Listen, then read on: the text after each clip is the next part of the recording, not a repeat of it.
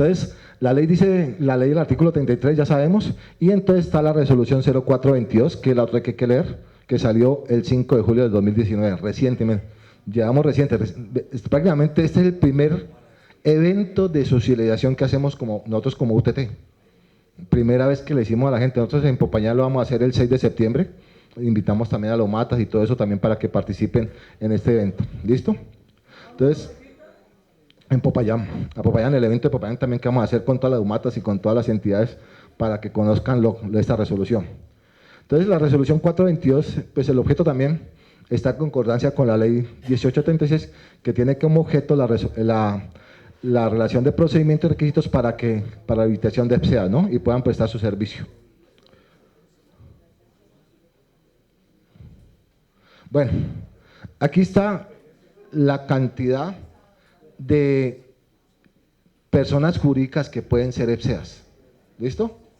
Entonces, las primeras pues son las empresas privadas o de naturaleza mixta, las asociaciones de profesionales pueden ser EPSEAs, las universidades y demás instituciones de educación superior, ya entran los colegios agropecuarios, los gremios agropecuarios, las entidades sin ánimo de lucro, las ONGs famosas, las fundaciones y todo eso, las organizaciones o asociaciones de productores también pueden ser EPSEAs, las cooperativas y las agencias de desarrollo local, que creo que aquí en el Valle no sé si existen. ¿Sí existen? Bueno, listo, vale, no, desconocía.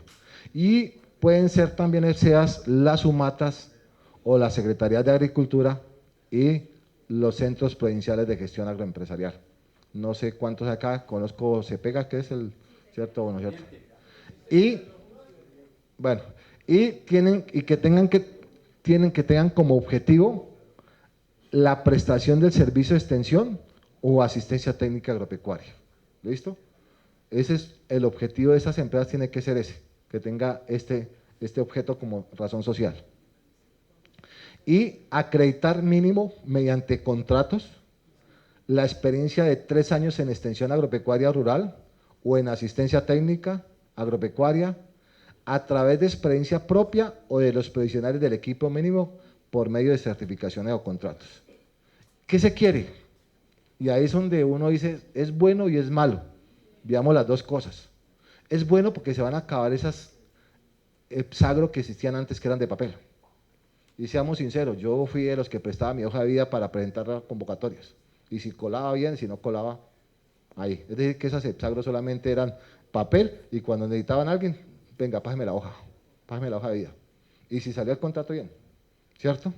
Y ahí puede llegar lo que dicen ustedes, que llega gente vía Vicencio, gente de porque inscribieron hojas de vida de otras partes y con esos equipos. Entonces, bien por eso. ¿Mal por qué? Porque hay unas empresas que de verdad eran buenas hexagros y no van a tener este equipo mínimo. Y a lo mejor van a quedar ahí porque no tienen la capacidad para demostrar que estos 3 años de experiencia, ¿cierto? Entonces pueda que de golpe se les complique. ¿Listo? ¿Qué puede unir? Pueden hacer consorcios, un colegio con una universidad, pueden hacer un consorcio, una unión temporal. Esta parte sí la tengo duda, puede ser una UMATA con un centro provincial de gestión agroempresarial, pueden hacer un consorcio. La ley muy clarito, el hecho que yo la he colocado de verde no es porque sean especiales en este tema, los coloqué porque hay unas cosas especiales para los que son las centros provinciales y para las UMATAS, ¿cierto? Pero pueden hacer consorcio, ¿no? Consorcio de una unión temporal o lo que sea para poder prestar el servicio, para poder cumplir requisitos, digamos. Sí, cuénteme.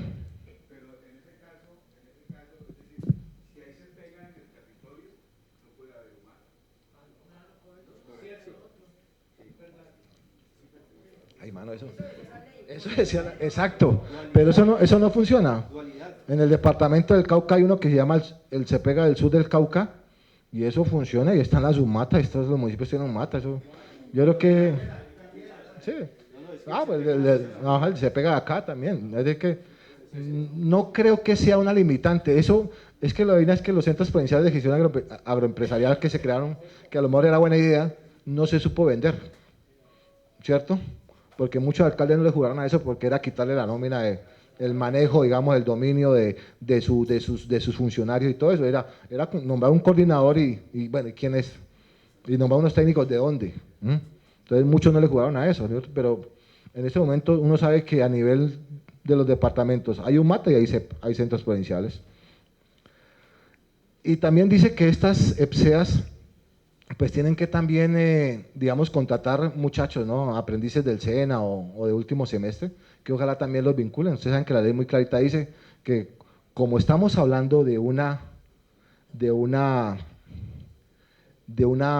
contratación o sí, una nómina, digamos, mínima en ese equipo, entonces también por haber equipo, una nómina mínima tiene que haber unos aprendices, ¿cierto? Por cada número de funcionarios o empleados que tiene una empresa tiene que haber un número de aprendices, ¿vale?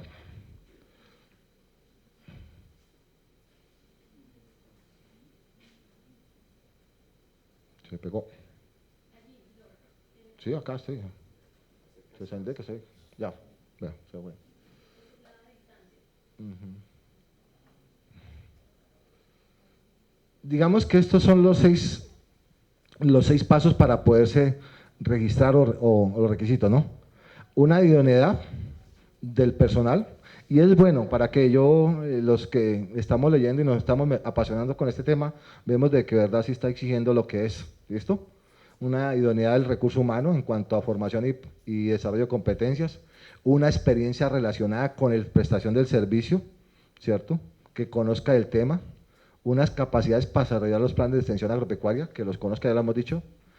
Este es importante también, mire, un vínculo comprobable con organizaciones de formación, capacitación, ciencia, tecnología e innovación. No solamente yo presto el servicio, sino también tengo que asociarme, unirme con alguien para la parte de investigación, una universidad, un colegio agropecuario, un tecnológico, un centro de investigaciones, ¿cierto? Entonces, ahorita explico un poquito más en este momento cuál es digamos, ese lapso que da entre la primera habilitación y el primer año de registro de validación para ver cómo se debe cumplir. Capacidad financiera también pide, ahí también es importante eso. ¿Por qué? Porque le está diciendo a la gente, tenga plata para pagarle, que es lo que no pasa antes. Antes le decían, aquí está el contrato, y si acaba la plata y no presenta las cuentas, entonces los técnicos se quedan 3, 4, 5 meses sin sueldo o sin honorarios. Y ha pasado en muchas EPSAs, ¿cierto? Y en muchas entidades a veces que hacen contratación del sector agropecuario. Y que esté constituida legalmente, ¿no? Nosotros como agencia, que ya lo dije hace rato, somos los que hacemos el registro, los que recibimos los documentos, los que hacemos la revisión de los documentos y la que se le da la viabilidad, ¿no? Cuénteme.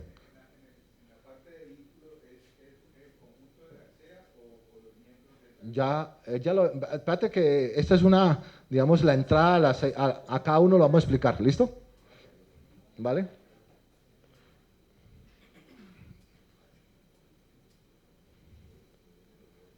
Ya viene lo bueno.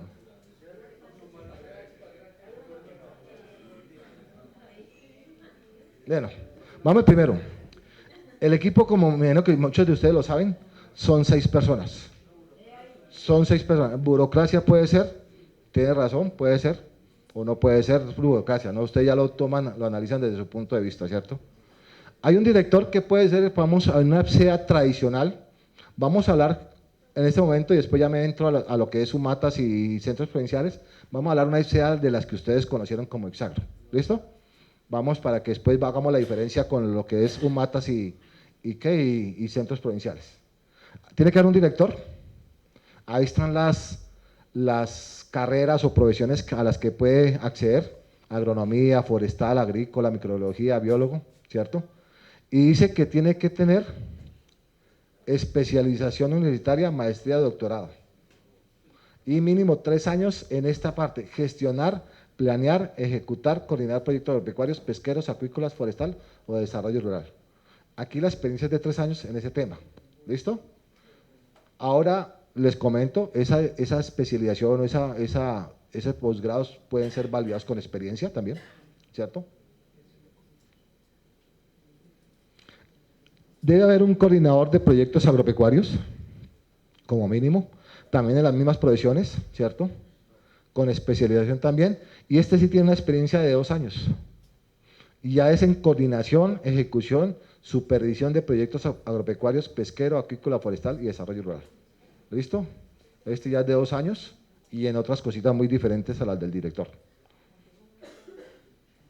Un coordinador administrativo y financiero, ¿cierto? Preferiblemente economista, contador, y también con 2 años, y lo mismo, todas las 6, digamos, los 6 profesionales son especialización como mínimo, ¿cierto? Y con experiencia 2 años en formulación, planeación, ejecución y supervisión de proyectos o en contratación, manejo operativo, logístico y contable.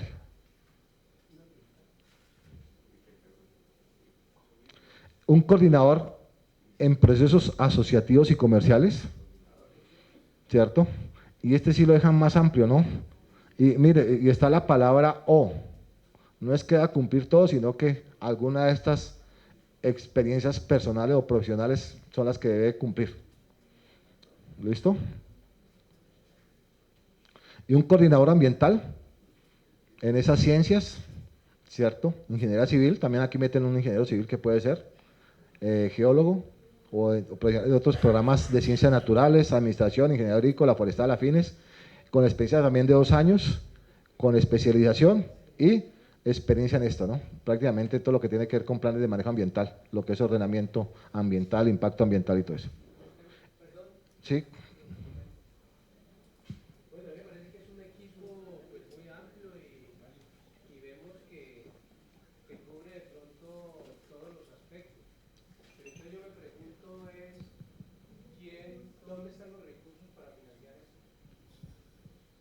Ahí el detalle, por eso decimos que tiene que tener capacidad financiera. La empresa. Pues le digo, yo le dije hace rato, usted tiene que colocar cuando estuvimos con la Agencia de Desarrollo Rural, estuvimos haciendo un ejercicio de cuánto podría costar una visita a un productor, o cuánto podía costar. Y todos estos 6 profesionales se tuvieran en cuenta para hacer los cálculos. Entonces, ¿qué pasa? Digamos, esas hexágonos de papel que dije hace rato son las que van a desaparecer porque no tienen esta capacidad. Son las que buscaban las hojas de vida. Esas hexágonos que pueden ser buenas, se pueden hacer unión temporal. Yo tengo un profesional, usted tiene otro en tal proyecto, usted tuvo en otro. Entonces hacemos una unión temporal y podemos cumplir, ¿cierto?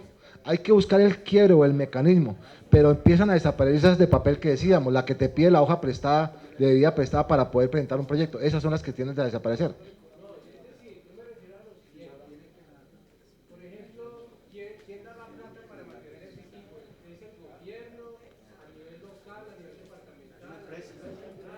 Es una empresa que no puede vivir exclusivamente de la extensión agropecuaria. Partamos de ese hecho. Ellos tienen que tener una cantidad de ingresos diferentes a solamente hacer solamente PSEA como tal dentro de su objeto social. ¿Cierto? Sí, exacto. Cuando haya un contrato, me imagino, la IPSEA tiene que presupuestar el valor de ese equipo mínimo como los profesionales que necesita para hacer el acompañamiento. Ahora, este equipo mínimo, a lo mejor en una empresa pequeña también va a tener que colocarse las botas y también ir a prestar el servicio de extensión, no solamente de escritorio, ¿cierto? Dependiendo de la capacidad financiera de esa empresa, es la que va a haber. Se va a encarecer el servicio. Ese es un dilema.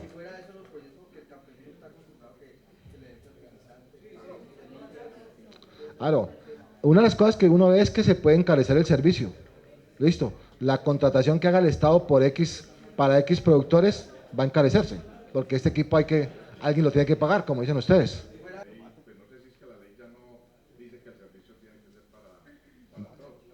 Dice muy clarito que el servicio es voluntario. El que quiera inscribirse se inscribe, el que no quiera no se inscribe, ¿cierto? El que requiera el servicio se inscribe ante nosotros.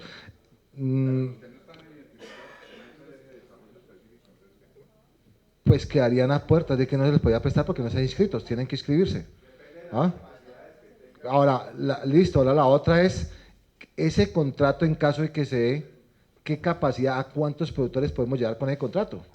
Porque el contrato no va a ser los de antes del número de 3.000 o 4.000, no creo que lleguemos allá, ¿cierto? sino que va a ser más específico de acuerdo a los requerimientos, de acuerdo a ese plan departamental de extensión agropecuaria, ¿cierto? Que es el que va a priorizar qué líneas son las que vamos a invertir recursos. Porque yo sé que al 100% de los campesinos no lo hemos hecho durante todos estos años para llegar, ¿cierto? Ahora, sí, entonces eso es lo que quiere es que esos productores que hablábamos de nivel 1, llevarlos a un nivel 5 con unas capacidades para ir graduando, ¿cierto? La ley es muy amplia, tiene muchas cosas y a lo mejor algún día tenemos que dar la otra charla, que es la de los usuarios y cómo la Duma o la Asamblea Departamental tiene que reglamentar el cobro de este servicio. ¿Cierto? ¿Sabían que la ley lo dice? La ley lo dice. La ley le dice que da un plazo para que las asambleas determinen la tasa y los cobros, ¿cierto? Claro, lo que pasa es que, a ver, digamos que esto parte de un acompañamiento de poder jalonar recursos a nivel nacional, ¿cierto? Los departamentos, los municipios tienen recursos propios que si van a financiar un proyecto específico, pues va a haber unas condiciones mínimas de ese contrato.